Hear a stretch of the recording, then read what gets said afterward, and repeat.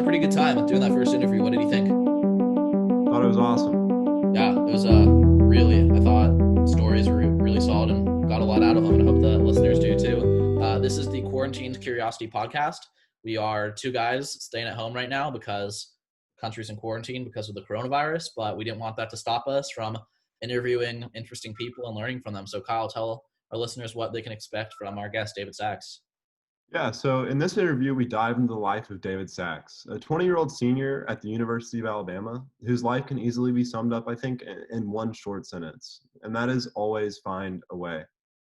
Listen as he walks us through his different projects, turning nothing into something in many different ways.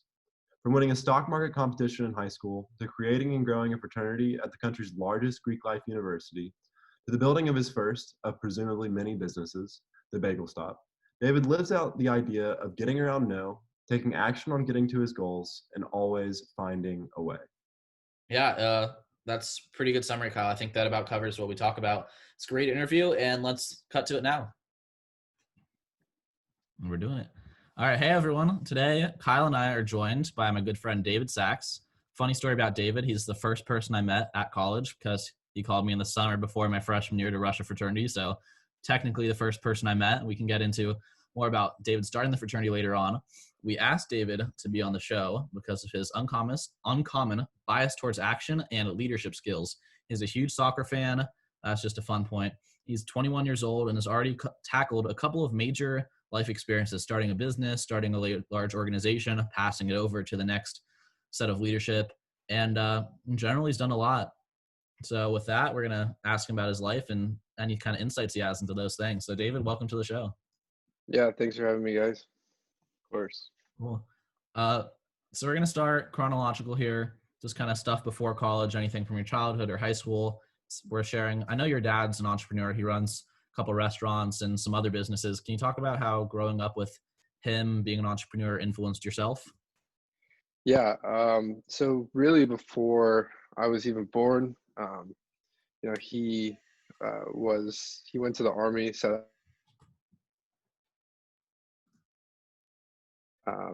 for they have their mandatory military service, and they are they're told to do some area of study, and he chose accounting. Okay. So he was an auditing accountant in the military, and then out of the military he decided to create restaurants. So in South Africa, the famous restaurant he had was called Chianti.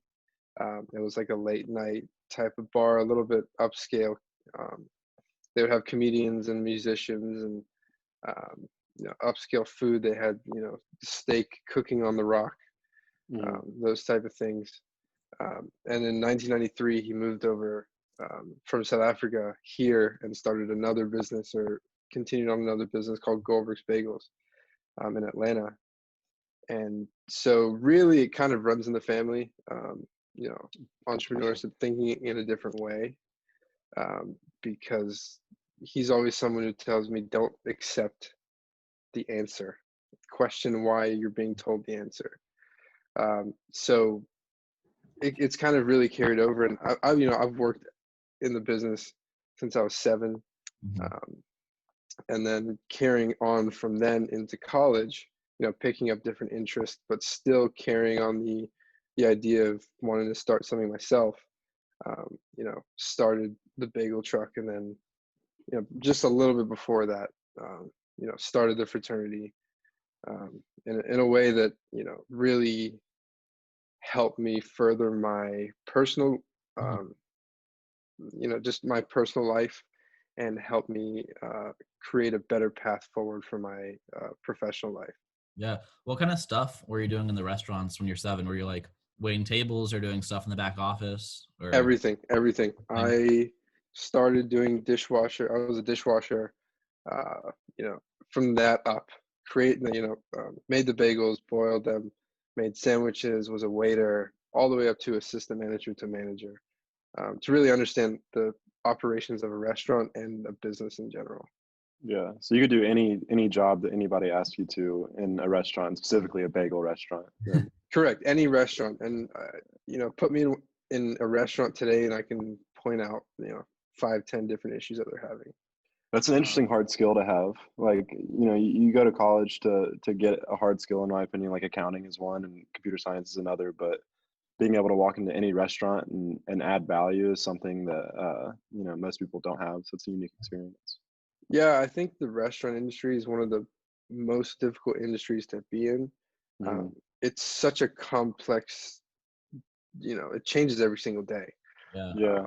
Yeah. People's preferences change every day. People have different tastes, different fads, and it's quicker than anything like fashion. Mhm. So and Yeah. It also changes all the time.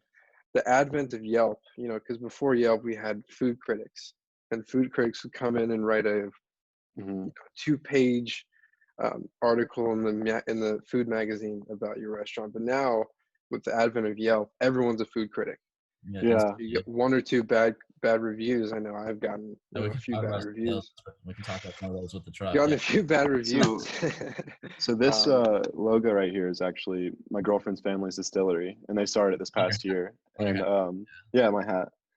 And one interesting thing that I've noticed is like how bad press like expands on itself, especially in like communities like Reddit. Yeah. Like oh yeah, you'd be hard pressed to find good information about Dread River, the company, on Reddit, because like it's more likely that they get bad press on Reddit because of the bad press that's already been on there in the past. sure, So it's sure. interesting how it compounds. But Yeah.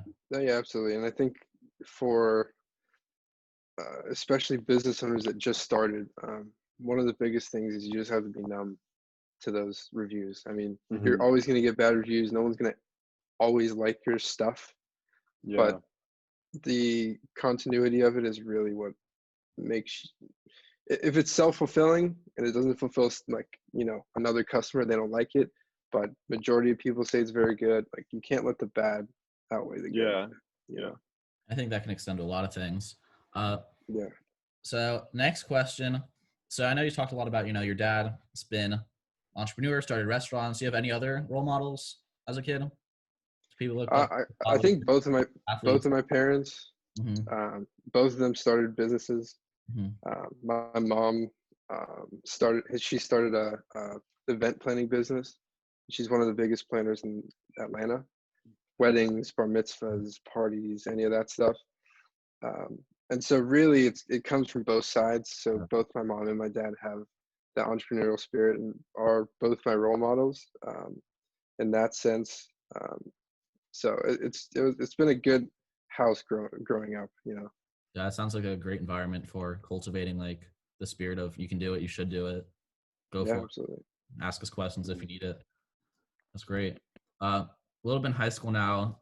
The story about I know you're very into investing, and we might talk about that at the end because that's kind of your next step potentially with your career, at least for the short term or however long. Can you tell us a little bit how you got into investing and that little story? Yeah, so never really cared too much about investing, stock market, that type of stuff.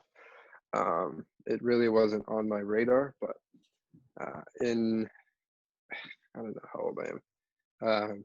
It's 21. yeah. What, when I was a sophomore in high school, we had this stock market investing game, and I was like, "Oh, cool! Like this is something kind of interesting." So it was 250 kids in like my grade Mm-hmm.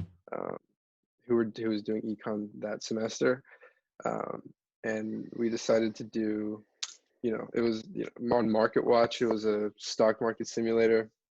Everyone got a million virtual dollars, and they were like, "All right, the winner at the end of the semester will get." I don't even know. It wasn't even a prize. It was just like, "Oh, you'll get an A on your project." Like, okay, cool. Yeah. So whatever. So I started out. I guess there's kind of a trend in how I do things. So I started out, and I was like, I don't really care. Like, I'm just gonna do it. Just put something in and not really pay attention. But then I really got fixated on it. I don't know what caused it, but I ended up going from um, a million virtual dollars to 12 billion virtual dollars. Um, Like with a real like a real with with real Oh market. yeah. Everything. Yeah. I traded along the real market. Like if you would have done it with $1 million real dollars, it would have Would turned have into had 12 $12 billion. billion Yeah, real yeah. dollars. And, it was all legitimate. It was it was crazy. I'll tell you how I do it. So what happened was there's one famous stock at the time. It was like 2014, I think. Mhm. It's called Plug Power. It's a hydrogen fuel cell company that provides hydrogen fuel cell engines for like the UPS trucks and their cargo, before like smaller cargo. Mm-hmm. Handles all the packages. They're trying to go into cars now, but it's a little bit whatever. It's just a little bit different than batteries. Mhm. But at the time, they were trading at about $2.30 a share. Okay. And just before then, they've been talking about maybe getting into deals with Walmart, UPS, Albertsons. And so I was like, okay, maybe let me just try. So I put like 500,000, like half of my money into it. It's like, screw this, let me do it. Right, diversified.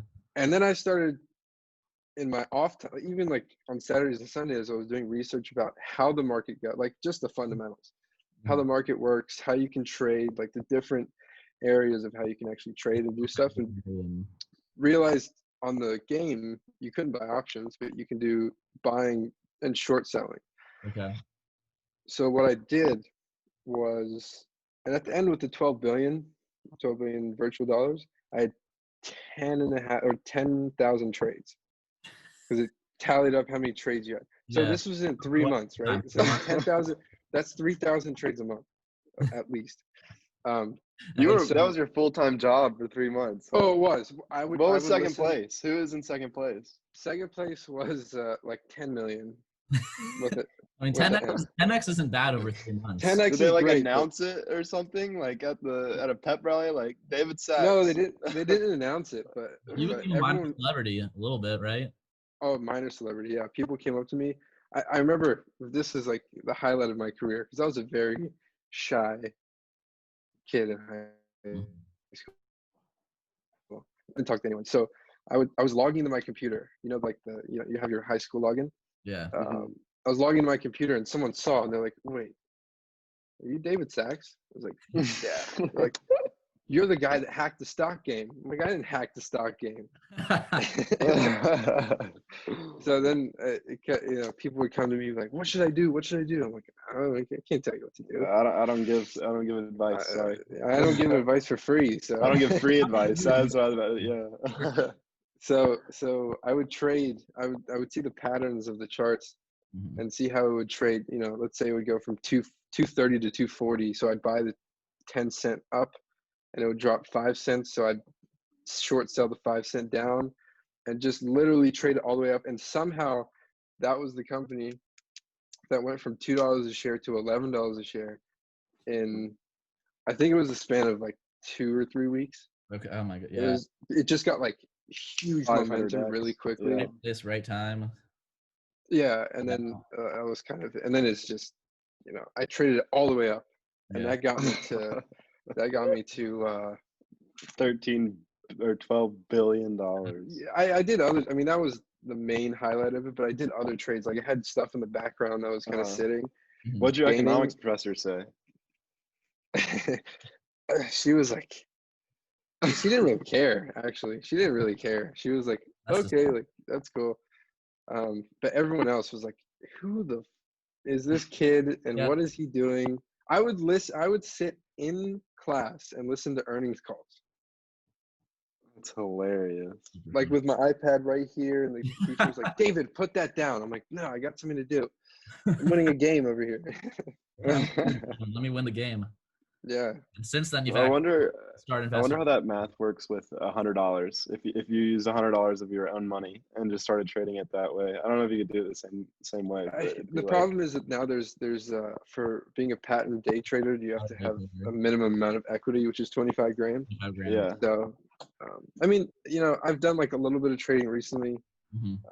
That got me about, in 2 days, I made like 20%, which is, pretty solid. Pretty good on a small Yeah, amount of it's money. just But pretty good. Yeah. it's not 12 billion, but it's 20%. That's a great That's story. funny. So it's awesome. Well, I think let's shift gears here for a second, talk about a different aspect of what you've been up to, kind of more social leadership side of things, not just the guy at the computer listening to earnings calls, which Sure. there's a place for that too, obviously. But how we met through AUPI, I was at this desk at some point, summer of 2017, I guess. And you sent me a text like, hey, you're Jewish. I found you on Facebook. You're going to this school. Join my fraternity. And I'm like, whoa, okay. Tell us about starting the fraternity. How do you go from shy guy to that? I think, yeah, get it. Go for it. Yeah, so that's like like I said before, started like kind of with there's a lot of trends that you can see with people and different things, but I started, I got the like Facebook message about starting AUPI, and I was like, because I came into college and I got recruited by like 2 fraternities, and I didn't go to any of their events. I didn't really care. I didn't even reply to them. I just was like, and I hate fraternities. Screw that. Like, Yeah, that's exactly. not the life that I Not want to be in. Chad or Brad. No Chads or Brads. No. Which is my brother's name is Brad. But I didn't want to be like that. And so I got the text, and it was like, hey, David, you're perfectly recommended for this class. And I'm like, whatever. It's a cold call to message, whatever. Rips, yeah. But then I looked up API and I was like, it's a Jewish fraternity, like maybe, because Judaism is something that I hold very dearly to myself. Not particularly in being like as religious as possible, but there's a lot of good lessons and ideals in it Absolutely. that I hold very true. So when I got the text, I was like, no, I don't want to do it, but it's Jewish, so maybe it has a little bit of merit. Exactly. And so I went to the rabbi at school, and I was like, I really don't want to do this. Like, it's not David. It's not David Saxe. He would never do this. And the rabbi, I'd never forget this. He goes, how do you know what David Saxe would do? You only know what this limited image of yourself would do. Mm-hmm. But if you just open yourself up to these ideas and just let it sit for a second, maybe David Saxe will do something else and he'll change out of this little box bubble that you put him in. I'm like, that's a pretty good point. So off of that, I was like, okay, I'll join it and I'll just sit and I'll not do anything. So for 3 weeks, I didn't say a word. Yeah, like, you got to a nickname, no one. right? You got a nickname. It's the same trend, right? I was called the Shadow. They called me you the don't Shadow. you don't care for a while, right? Yeah, no, they called me the Shadow. It was crazy. So I'd sit there and not do anything, not say anything, like maybe crack a smile or say something like once in a while if someone directed it towards me. But and then I was appointed philanthropy chair like 3 weeks after the founding, which is in like March 2017, so 3 years ago, which is crazy. So then I just, I didn't do anything with the position, the philanthropy position. I didn't really care about it. But what kind of happened was then we started to do rush, like we started to do recruitment, and they were like, okay, we appointed the rush chairman and he's going to, we're going to start looking for names. And they said this in like mid-March, and I was already looking when they said it. And I was like, I'm going to start. So I went over to the president's house and I'm like, let's start looking. And he was like in bed with his girlfriend, half naked, like, okay, like we'll do this. And I'm like, can't imagine that at all. That's like, okay. So then I just ended up doing everything myself. Like there was no help. I had no committee. I had nothing. I was just counting out names. Really obsessed with the stock market. I don't know. Literally, it just happens. So I got like super obsessed, and I was like, I'm gonna find every Jewish name that I possibly can. Like, and I was even that summer I was even sick. I had to have a surgery that summer, and it kept me in bed for about 3 or 4 weeks. But even when I was in bed, that's all I would do. So all I would do was I would text people, call people, cold call, email, Facebook message, like assault, like these kids would be assaulted by my messages, Some of these not kids, in a bad way, yeah. but they would just get assaulted because I would text them and I would keep on them like just nonstop. I would make sure that they knew who I was. They would make sure that they understood that someone wanted them, that they could be a part of something bigger than themselves. Like that was the main selling point to the kids. Where, look, you know, we're a new fraternity. You know, you have no reason to join us. We have 11 members. Half of them don't even show up. Why would you join this organization? Why is because you are someone like Lewis, Yeah. or someone who can create the next generation of kids and leaders and fraternity members that will shape what you want your college experience to be. And, you know, a lot of the founding fathers are not fraternity guys. Yeah. But a lot of them had the vision and had the vision to see that ideal of creating the next generation of leaders. And that was something that really fueled me to create what this is, what API is now at the university. Obviously not a 100-man chapter, but it's infrastructure inside of it's grown like crazy. How The many is leadership that now? it's at 38. That's a lot. And we started at 11. So How many of it's those just guys do you think you were the first point of contact, or I mean every single one? Were you the first, not the first point of contact, but in just the recruitment process, you were having a Well, big Lewis, that's an interesting question for you. What percentage of API's growth and success would you attribute to David? It's a good question.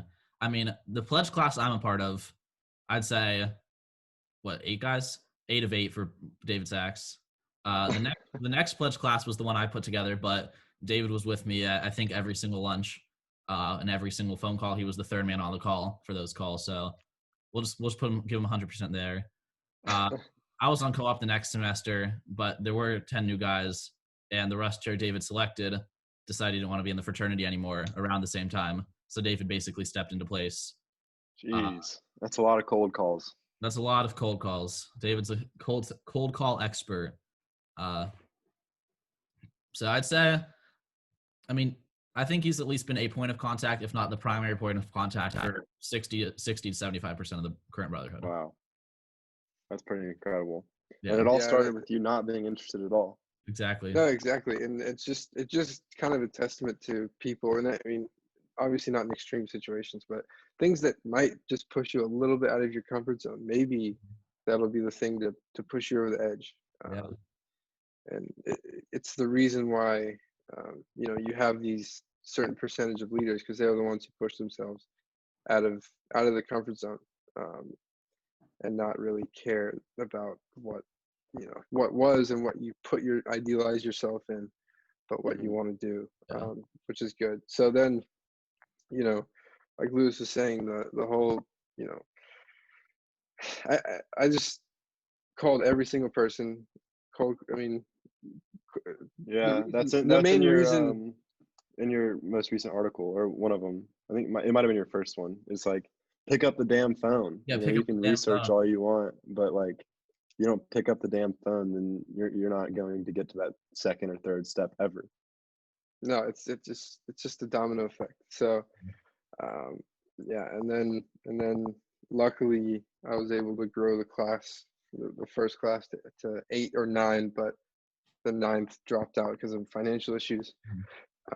And then, you know, after that rush chair class, I was elected president.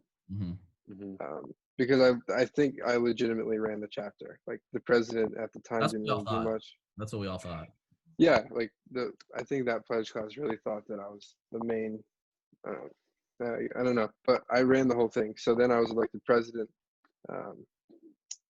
2 terms in a row. First term was just about structuring the fraternity and making sure that we have everything in place, all the people in place, and instilling a passion in these guys to want to further it more. There are a lot of guys trying to dilute your vision as well. You know, that was something I remember talking a lot. People trying to not make the fraternity not about being Jewish. People trying to just go against the recommendations of nationals on how to build a successful chapter, but you're always really firm on those key values. Can you expand on that a little bit? Yeah, I think it has to do a lot with the principles of business. I think that's where I got these ideas and visions, is that, we as the fraternity, the Jewish fraternity that we are a niche. Mm-hmm. Like, we cater to a specific person, a specific group of people. And if you're the leader in your niche, in your niche of companies or organizations, you're going to be the most successful, because you have to be able to understand your audience and cater to them properly. So that's the one thing that I wanted to instill, is that we have a niche. And at the time, we didn't have anything. And so when people came to me like, David, we need to be like these other guys. I'm like, if we wanted to be like these other guys, no one would join us, because they would join the other guys, Exactly. right? Yeah.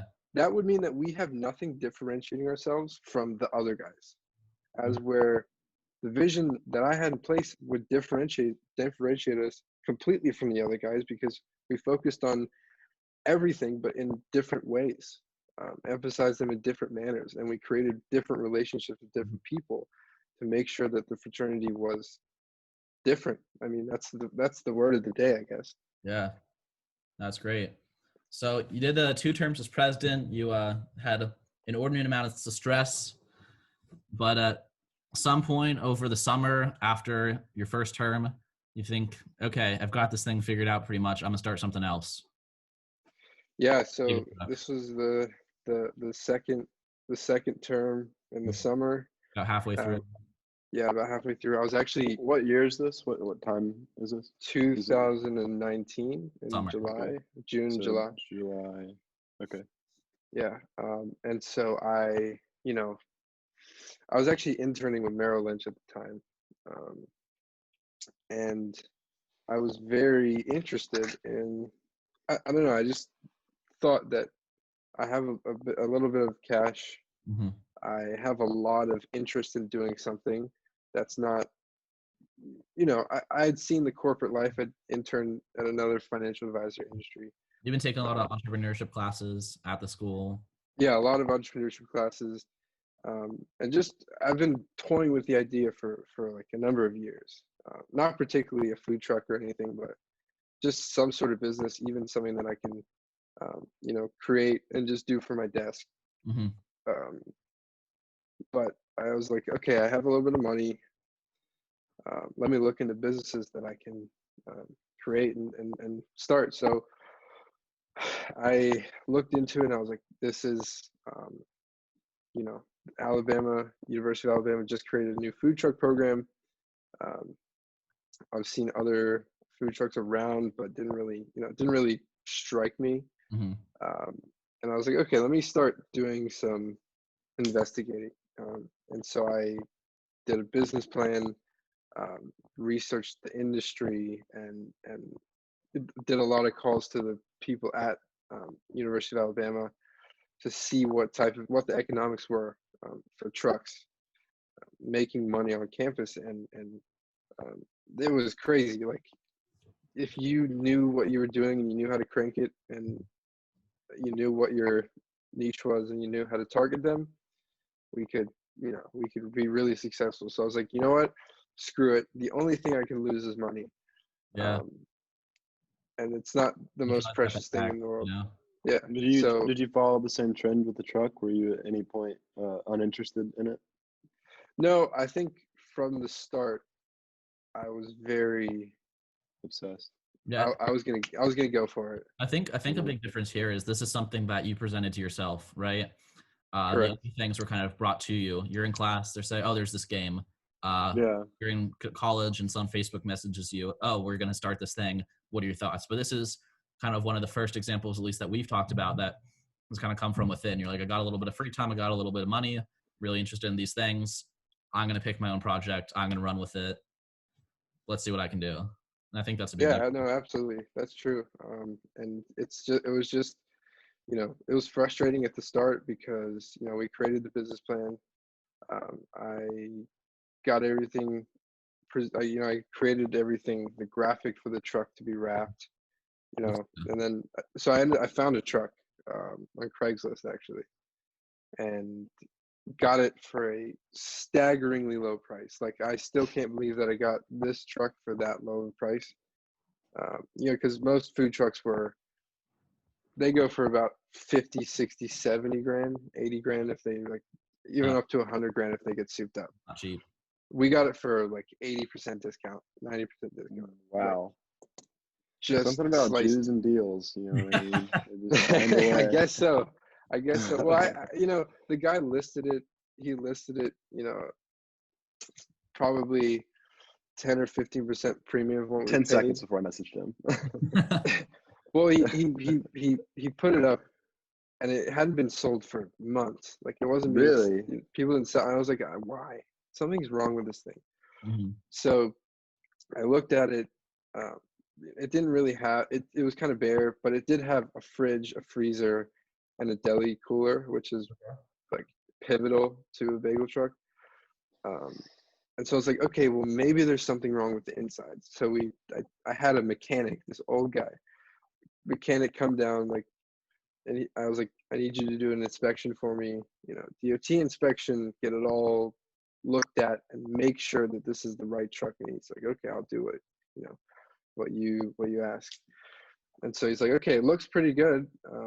Let's take it for a ride. So he took it for a ride, and actually one of the brake, I think, I can't remember what was wrong with it, but one of the brake calipers was like sticking. And it was because one of the pipes for the brake fluid was busted. So we actually took it for a ride. We took the truck for a ride, and it started to smell. There was a big smell of from the brake, just from the left brake. And we took it, and it actually wouldn't, if you put a car in neutral, it's supposed to roll. It didn't roll. So the brake was very sticky, and there was no fluid in it. So I was like, look, I ain't buying this truck unless you, A, we're going to discount that price heavy, Mm-hmm. and B, Heavy. you're going to pay for all the repairs. Wow. I goes, he goes, no, I'm not going to do it. I go, okay, I'm going to drive away. I'm a willing buyer. I have a check in my pocket. You let me know when you want to sell this truck to me, because I know, this truck's been on the market for months. Yep. Problem is the guy laid his cards out too much. Mm-hmm. He thought I was a nice guy. He had no leverage. No, he was like, the truck, I this is a dead weight to me. Like, I have a new career. It's whatever. Like, I can't work this hard. And I go, look, I know you can't work this hard. I'm willing to work. I'm a young kid. I'm going to go take us to university. It's going to be operating 12 hours a day. Like, and I have the money. The check's in my pocket. I can show it to you. You can look and savor, but I'm going to drive away unless you do all that stuff. And the guy goes, fine. I go, all right. See you on Tuesday. Oh my God. Always find a way, right? Always Find a way. So, he got it fixed, bought the truck, got it wrapped, beautiful wrap job. And it was a way, and it actually was very frustrating to start it, because we had to get all this clearance through Yeah, that health was one of my department. questions, was how did the political climate of Tuscaloosa affect the opening, and how much red tape did you have to cut, and how long did that take? So luckily, because I've been in the restaurant industry, I knew the ways around it. Not in the sense of, loopholes, Cutting corners, yeah. Not cutting corners. Yeah. But I knew what to do in order to speed the process along. Mm-hmm. So I did a lot of that, but the only problem was that, I think this is probably in most states, but especially in Alabama, mobile units, the verbiage and language in the laws on mobile units are from 2006. Okay, So it's interesting. very antiquated, outdated, like all this stuff. So I had to submit a sketch of the truck, outline, like where everything is, Mm-hmm. menu items, other stuff that just was like kind of stupid in my book, Sure. but stuff that didn't really have to do a lot with it, and it took them 30 days to review it, a 30 month to review something that they could have done probably in 5 minutes. Mm-hmm. And then a lady from the health department had to come out and inspect the truck and see if the lady came out 4 times. Every single time she came out, she found a new issue that wasn't presented to me before. So it was really, really frustrating. Yeah, and she wouldn't answer her emails, and she would only answer like once a week. Oh my God. And I was like, tried to call her, and she was never in her office. And I'm like, dude, I'm never gonna be able to get this done. And this was August. Like I started this. So is this all in 30 days? Or this is No, after no, the 30 days. So you have the 30 days you have to wait, and then you've got this lady coming in these Yeah, 4 so- separate times, seemingly 8 weeks or something like that. Yeah, and so like even with so July is when we bought the truck and got it wrapped. Mhm. And even with the wrap job, like the wrap job is great. It looks beautiful, but there are some parts that are peeling up. And I tried to call the company again to try and get them to come and fix it, and they just wouldn't answer my phone calls. They knew my number, and they wouldn't answer my phone call.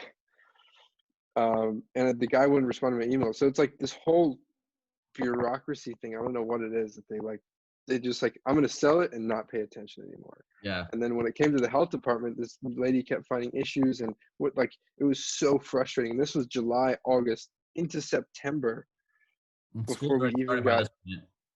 Yeah, school was started. So my idea, I mean, I guess it's like wishful thinking on my part, but I wanted to be ready just before Parents' Weekend, in order to get everything started so that the parents could come and buy food and get it for their kids. So it's kind of like a emotional bond to the food, I guess. But that didn't happen because people had other ideas. And so then once we got the health permit issued, then we had to send all of that information to the university. And so it was kind of like a step-by-step process that took so long, like months. And so our first day was October 8th. Wow. Okay. After all of that. Now Were you bleeding cash that whole time too? Not really. Not at all, Yeah, actually. not much fixed cost. We put up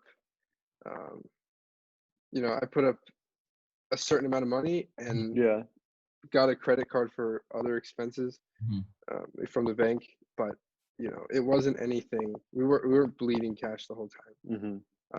And so parking lot mostly. Yeah, no, I mean, and we had an agreement with all of our vendors and where our commissary that we weren't going to start paying until we actually started operating. And a lot of the people, luckily because of my age, people believed a little bit more, and they're like, oh, I was a kid once, like I'll take it easy on you. I'm like, okay, thank you, because they wanted me to succeed, which is nice. I love it. So we got started, and so a few days before, I think it was like 2 or 3 weeks before, I decided that I wanted to create a little bit of buzz, social media buzz. And what I did was I was like, okay, I will start a Instagram, and I'll do one of those like and comment 3 people type of things, because that's kind of like the for a gift card or something like some that. Growth hacking, growth hacking. Yeah.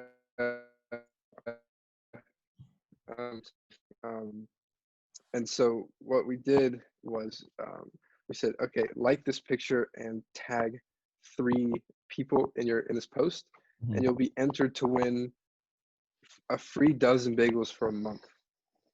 Okay. So they would get 4 dozen bagels over 4 weeks. Once a week, they would be able to come and pick it up. And we were like, yeah, the contest ends on September 30th. Good luck. And so it ended on September 30th. We had like 500 likes and 300 comments. It's pretty solid for a business that's not even open. We had like 15 followers too. It wasn't like yeah. and we had like 1,000 or 2,000 profile visits in a week, just explosion, like huge explosion. And Just brand recognition there. That's what you're Yeah. gaining. and it actually worked. So we messaged these 3 people that won just on a random selection, and none of them picked up their bagels. Oh my God. That's funny. I was like, Totally free. congratulations, you won. And they were like, oh my God, I'm coming tomorrow. And they never came. And so I messaged them Wow. 2 more times. And I just know, so that was free Yeah. marketing. Not bad. So You've got the bagel and truck. Yeah, go ahead.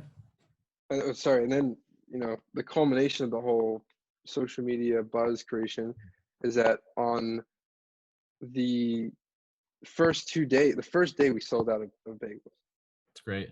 We So did what you want That's to a hear? good 100, I feeling. think it was 152 sales and this was in 3 hours. Wow. We sold out in 3 hours. And then the next day we sold that too. We did another 150 sales within 4 or 5 hours. And so it was just, boom.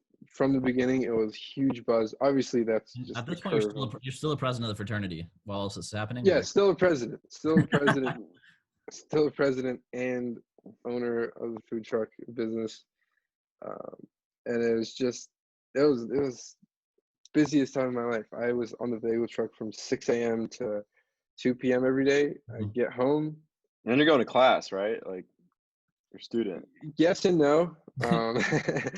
Like I said, always find a way. Yeah. So I emailed my professors, and a lot of them were in the business department. So I'm like, look, I created a business. I completed the business degree. You have to give me leeway. And they go, okay, we'll figure out some guidelines for you. Like, Yeah, that's awesome. yeah. I mean, it's Awesome. no harm in asking, right? So many of these things, it's just you Always find a way. You just ask the damn question. Ask the damn question is what I say, because there's no pick up the damn phone and ask the damn question. Exactly. People are going to sit there. Ask the damn question. People are going to sit there and accept all of the general things that are told. But you just gotta make it so that they have to explain why. Because a lot of you go to anywhere, you go to the DMV, you go to any store, and they say no. And no one, you just accept it for what it is, but you don't know why. So. How much of your success, or I guess quantifiable success, would you accredit to that mindset that you said in the beginning that came from your dad? Getting around now. I think a lot, like most of it, 90%, 95%. Yeah. It's just it's such a good. It's such, I mean, biased, but just such a good way of thinking about doing things, because it's a very contrarian idea to the whole. The system is the way that the system is. Yeah. So you just got to do it. It's like the opposite of being docile. Exactly. It's like, no, exactly. Yeah. I feel like we're kind of in a system that it's so rare to live that way and to ask the questions and to try to just break out of the bounds, even in just very slight ways, right? Just saying, hey, can I not pay you until I'm operating? Just very slight questions like that, nothing outrageous. And there's just such a disproportionate reward for even asking those types of things. Because you get that, you get something half as good a lot of the time. I mean, that theme has been true through all of the stories that you've told so far. I mean, the break being broken, you getting some percentage off because of it. Like, it's all there. You can say no, but even when it comes, because food trucks need commissaries to store your food. And even in that, idea, it connected to ideas. Cold calling is something that I can do 24/7. If you give me your end goal, I'll get you there. So we had to find I had to find a commissary for the truck, and commissary. Commissary is where we store the food. Yeah. Okay. And so, general idea, you go, okay, I'm gonna call restaurants, because obviously restaurants have those industrial grade fridges and freezers and dry storage and places that can handle mass amounts of food. So I called all the restaurants, and I'm like, they're all saying, let me call my manager, let me call my owner. not really giving me any answer, and a lot of them just hung up on me, or and I had the whole script down. It's like, hey, my name's David Saxe. I have a bagel truck that's coming to Tuscaloosa. I want to present this to you because I need a place to store my food. I want to be able to provide. I want to store my food in your fridges and freezers. Not only do I want to create value for myself, but I want to create value for you. So I'd be willing to put up, $200, $300 a month Mm-hmm. as a basis for storing my food there. And, how does it sound to you? Can we talk a little bit more about it? And most of them were like, let me call my manager. Like, probably not. Yeah. So then I started thinking, like, who are people who have industrial grade, restaurant grade fridges and freezers, dry storage, and I guess doesn't really use them that much. Mm-hmm. And I was like, bam, catering places, event spaces. Mm-hmm. And so that's where I actually found my commissary, was an event space. That's awesome. Awesome. Right on the strip in Tuscaloosa. So like, right. Perfect. Easy access. Which one was it? Or can you say? It was called, you don't have to say. It was called the District Room, right next to Innisfree. Yeah, yeah. Uh-huh. Right next to Mellow Mushroom. So like it was huge. It was great, and they've been really good, helping us out, and making sure that we have everything we need. So even in that type of idea, you just got to think in different ways to. So your daily routine most days, this past semester, is wake up at 5 a.m., get the truck, drive to this commissary, load it. We've got some employees. Can you walk us through that a little bit? Yeah, so I would wake up at 5:30 or 6 a.m. Depending on if I wanted a coffee in the morning or not. Get to the truck, drive to the commissary. That's where my truck is. Get there, load the truck with my other employees have, and we loaded the truck. I'll tell you the story later, but loaded the truck probably until about 7 or 7:30. We got there an hour and a half to 2 hours beforehand for the first few weeks because we didn't really know what we were doing. And then once we started, we got it down to about 15 minutes. Recently, we got it down to about 15 minutes. So we know what we're doing, and we know how to order and everything. So, packed the truck until about 7:30. Drove it to the gas station to get gas for the generator, and then drove into campus and started operating. So from 8 a.m. to 1 p.m. the first semester, and then 8 a.m. to 2 p.m. for this last semester, last 2.5 months. Half the semester. Semester. So that type of idea, and I started building up a very good base of employees. The whole first semester was just me and my girlfriend on the truck the whole time. And I had class sometimes, but I missed it most of the times. And, sometimes it was just myself because I didn't want, my girlfriend to get behind in classes. So she would go and I'd be on the truck by myself for like hours sometimes. And so it was like just a challenge and, trying to get these things going while still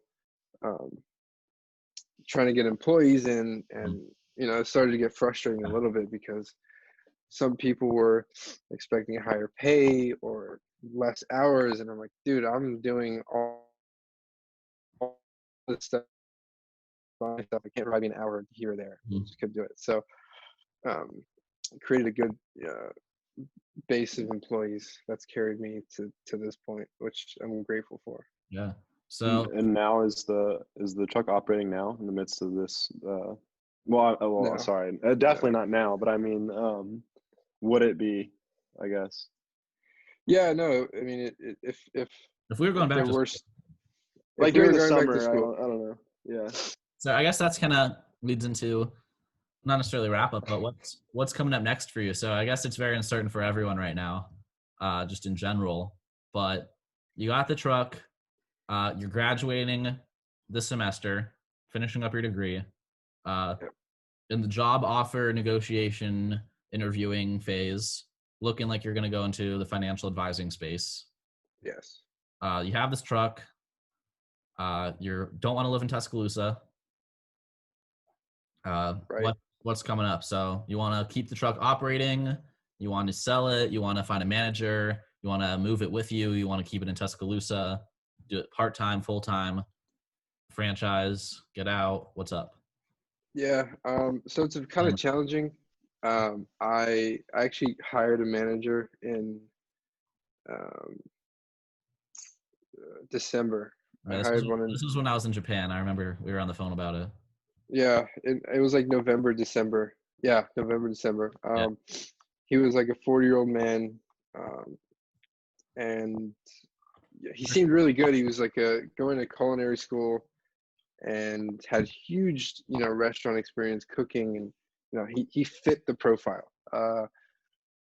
But there was some crazy stories about this dude arguing with me and telling me that he's older than me, so he knows more. And I mean, just stupid ideas that he built up in his head because he has this huge complex about me being younger than him, paying his bills.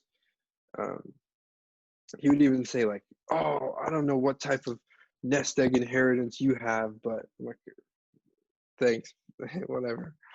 Get out of my truck. Like, what do you mean? Like, You're fired. yeah. You know? I don't have to give you any of my money anymore, so you can leave. And that didn't work out. And then I gave a started empowering student, employees, right? yeah, I started empowering students because I still think it, but I think if you empower the right employees and not cut it down to just them earning, a wage per hour, but rather having them build upon the skills that they do have, and creating value for me and them in a sense that it's not monetary, then they'll be able to further it better while I'm not there. But that didn't work out with the person that I chose. Just from it was just crazy. It was stupid. Yeah. They started stealing and not, talking trash about me and the business behind my back, and it was just a bad sense. But it was the wrong choice. But it wasn't. It was. I don't think it was a bad choice. It was a very given the information at the time, right?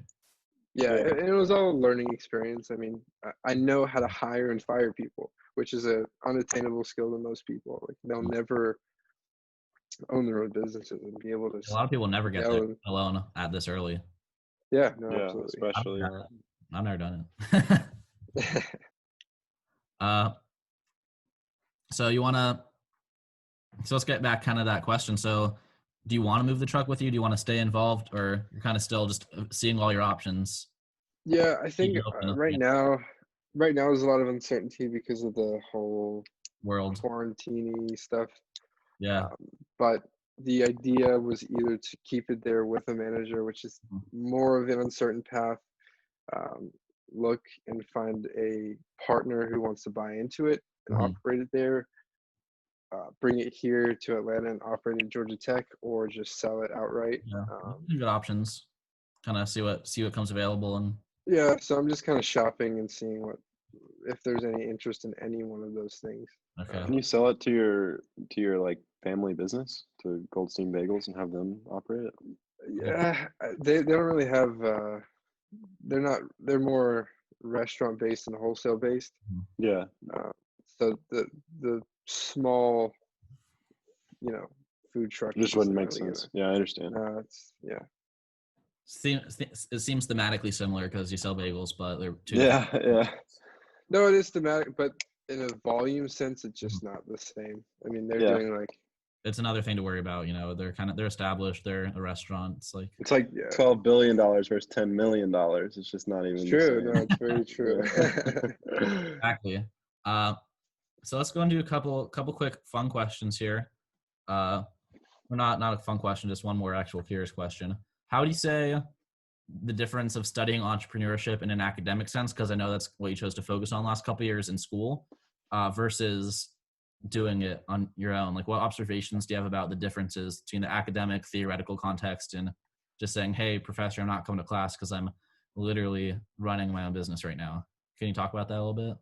Yeah, I think a lot of the entrepreneurship classes that people will take will tell you that um, entrepreneurs aren't born and everyone can be one in a very inclusive manner. I think it's true to a very slight point, but Mm-hmm. there really takes a certain person um, to put yourself out there and actually do it, um, regardless of the flack and time it takes. And I mean, the one thing is, anyone who's ever looked into starting any sort of business, be it an e-commerce business or an actual brick and mortar business, it takes a lot of time. Um, and it's not just, you're not going to snap and you're On going a to do it. And it's a process. yeah, and it's actually not about money.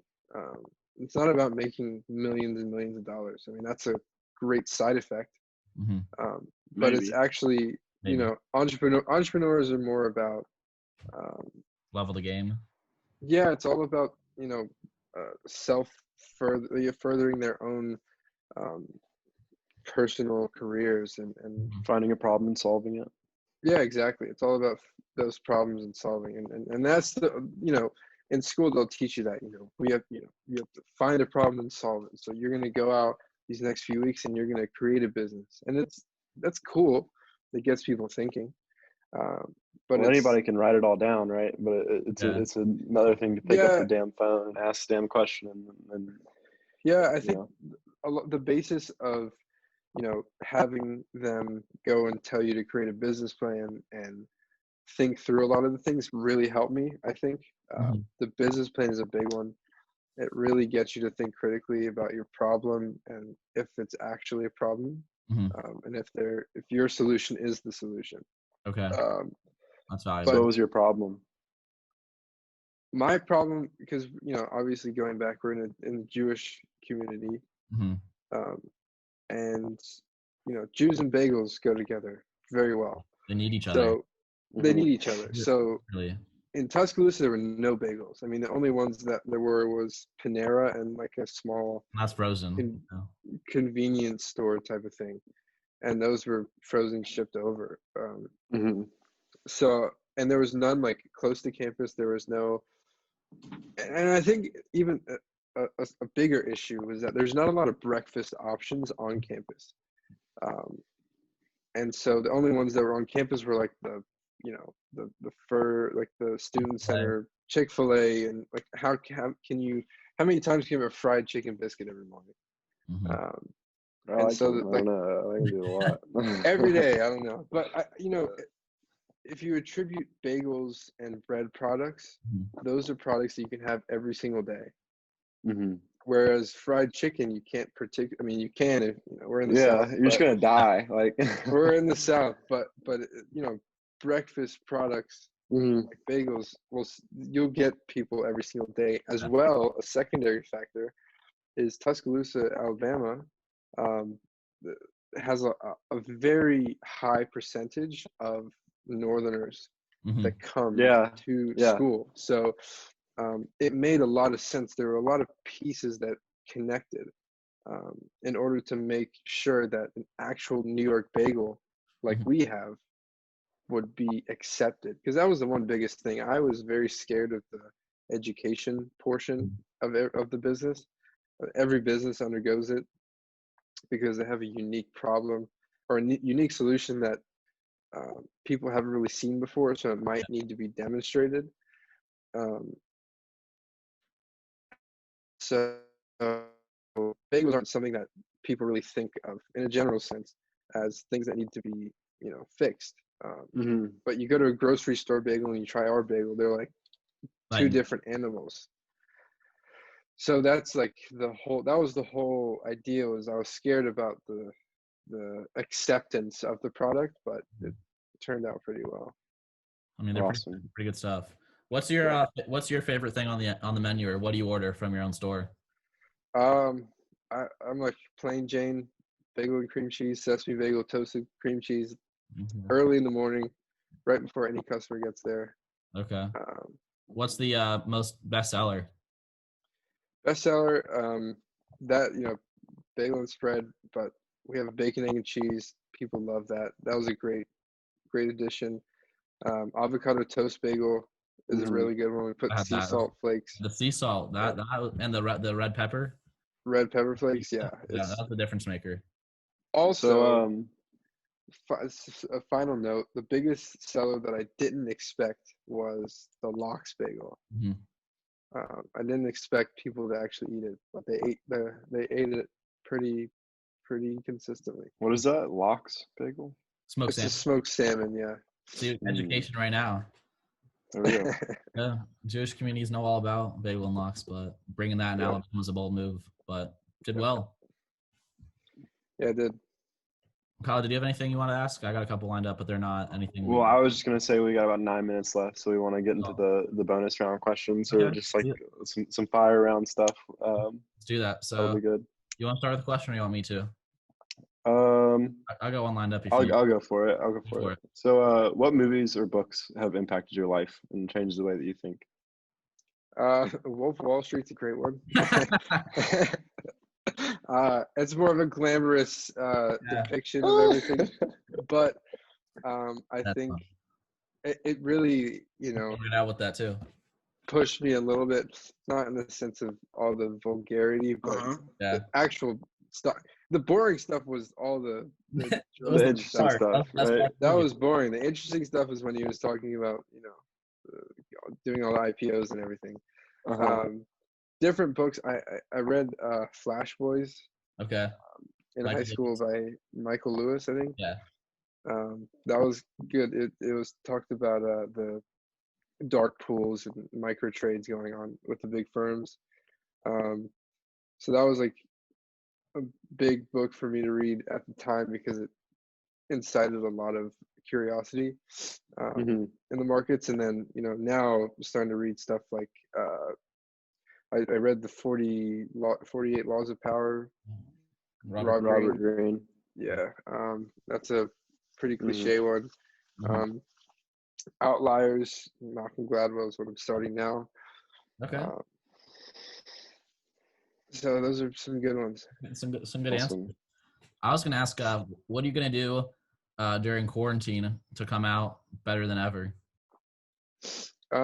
So Got a lot of time on your hands, so yeah, I have a lot of time. I think I've been thinking kind of critically about financial advising because Mhm. that's pretty much what I think I'm going to do.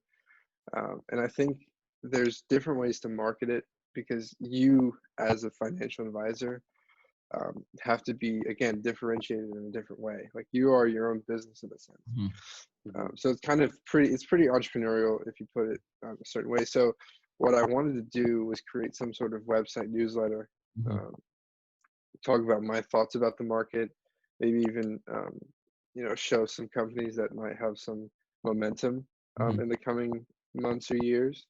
Um, Create that behind a paywall so it creates value for me and for the subscriber, and then send out monthly email newsletters and keep up with a weekly or bi-weekly blog that people will tune into and show kind of a portfolio of stocks that I like or That has that I some skin think in the are game too.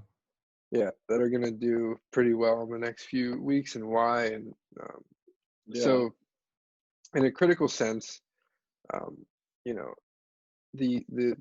my clients, prospective clients, I guess, will be looking into my blog that they don't have to communicate with me, every single day, but they'll know what my thoughts are. Yeah, that's great. So it's like connecting kind of two parts where I don't have to sit on the phone for 3 hours telling them my Mhm. thoughts because they can go and read it on the internet, and then we can. It's kind of a evolving way of communicating with your clients and marketing yourself, but um, Hmm. getting your name, having a little bit of a track record. I think that's You're super. trying to think critically about how to level yourself up in the world of being a financial advisor and what you can do different to differentiate yourself. Because a lot of Yeah, people probably will listen to this and think this guy's not going to just sit in a corner office at Bank of America and like Yeah. a branch off the main road in town and just coming in and asking basic questions. Oh yeah. That's not going to be enough to keep you busy if you're president of a fraternity and wanting to start something else on the side and even keeping other side hobbies along the way. So that's great. Trying to find a way I to predict that you won't be a financial advisor forever. make it That's level. my prediction. Maybe we'll see. We'll see. We'll keep it tabbed. Yeah, keep it tabbed. What are some old people things that you do? I found this on a blog earlier. It's a funny question. What are some old? What are the? I think the better question is, what are some young people things that I do? I know we have a semi-regular racquetball we play. That's pretty old we man. play It's pretty racquetball. old people. Yeah. Play golf. Mhm. Up until about a few weeks ago, I actually read the physical newspaper. Wow. I got it sent to me every day. That's yeah. That's very old manny. What else do I do old manny? I have an old man phone case, like a flip, you know. Oh yeah, Uh-huh. yeah. That's young people. That's an old man phone case. I don't know. I'm a pretty old man. That's pretty funny. Yeah. What did you used to Good think? question. What did you used to think was cool that you now don't think's cool? Flat bill hats. Okay. I used to love Thank flat. Oh no, God. fedoras. Fedoras. I used to Yeah. love fedoras. Wowza. Been there for sure. Yikes. Yeah. Yikes, bro. Yikes. Funny. That was a bad one. How do you like your coffee?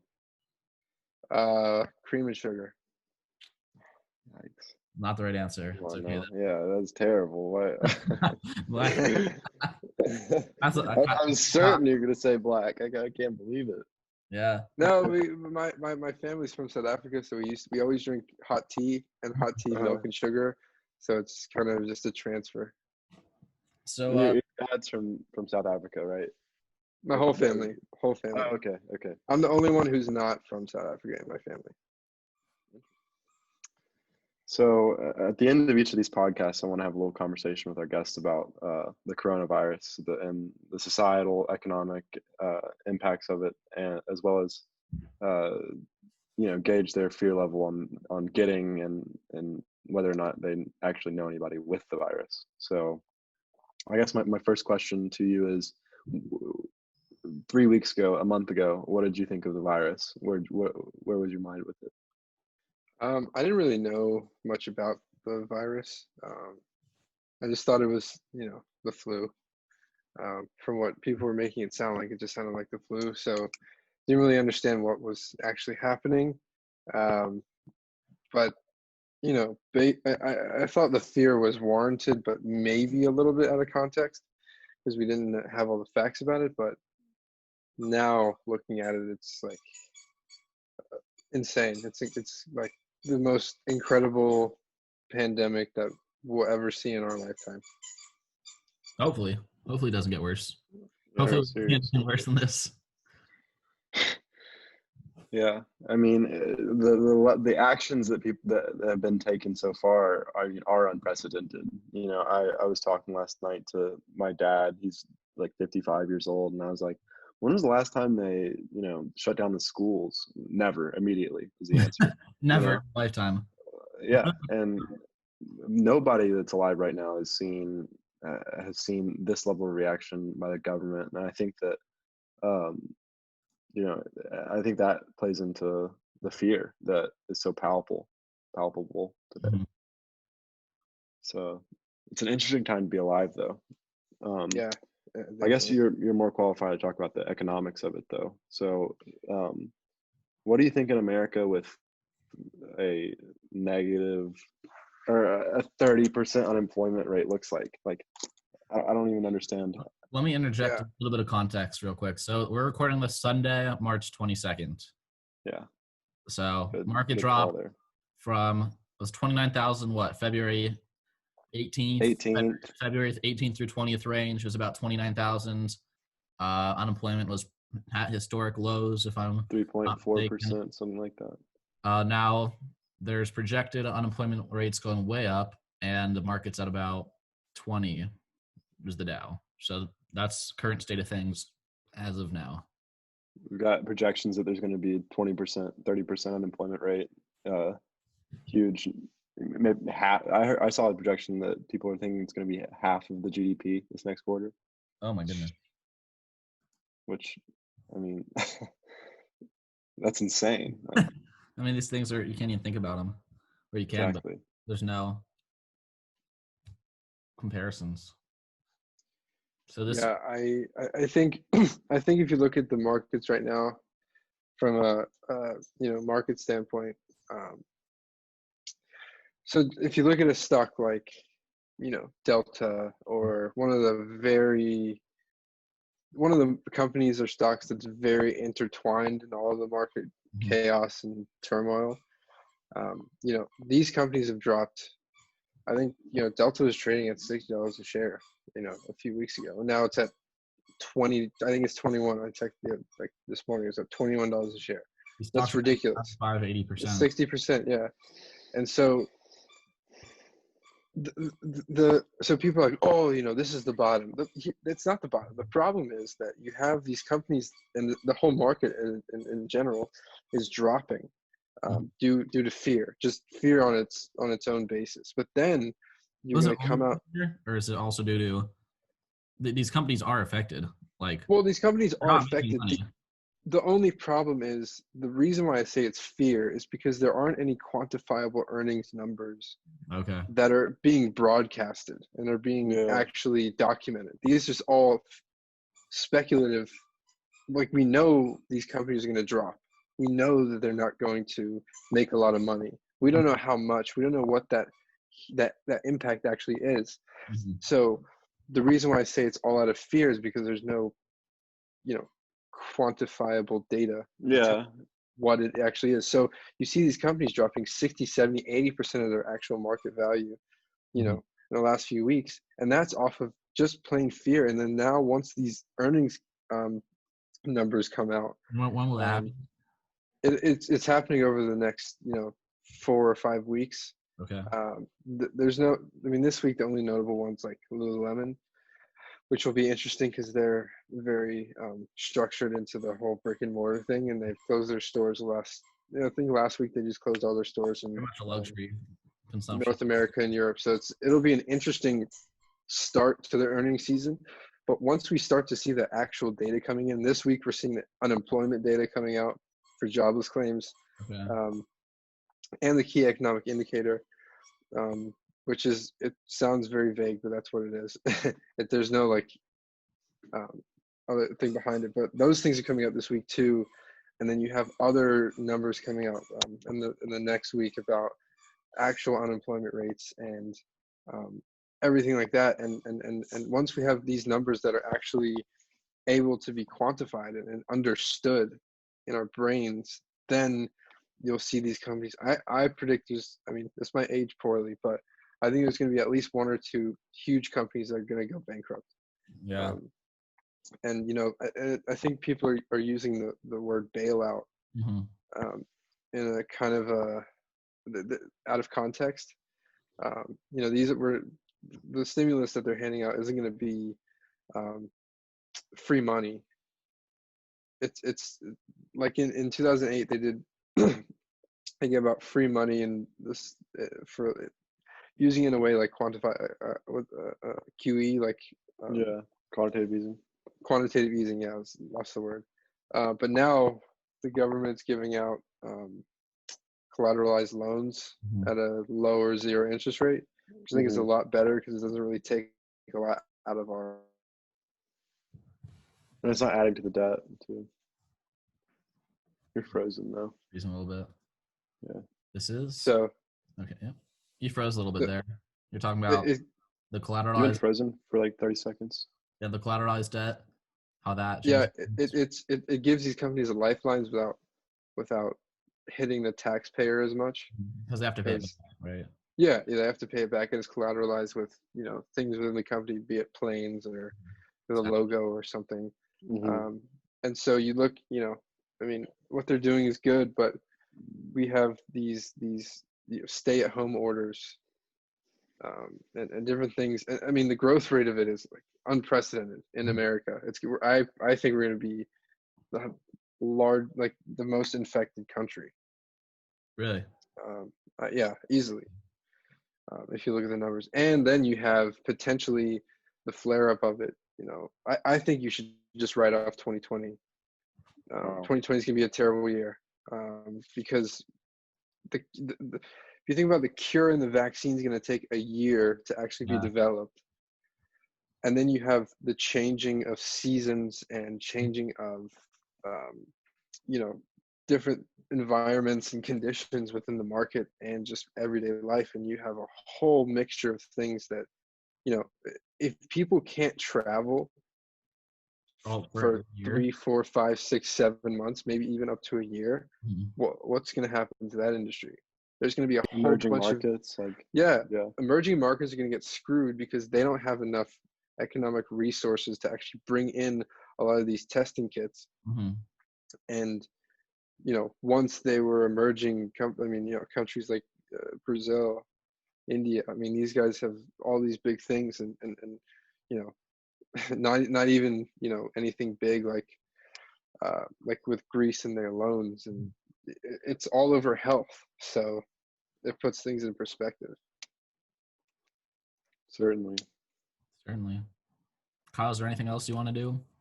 Ask on that I mean, side of thing? no, I think that's a I don't want to leave on such a good picture, but of where we're at. not Well, very- we'll do I think we're good. Well, David, thank you so much for the interview. I think we Thanks, got man. It's been awesome. enjoyed it. Yeah, Hopefully thanks for having me. people should, Absolutely. maybe we'll have you on in a couple months if something else crazy happens, and who knows. Yeah, sure. So, well, cool, man. We'll stay in touch. All right, David. It was good to meet you. All right, see you guys. See ya.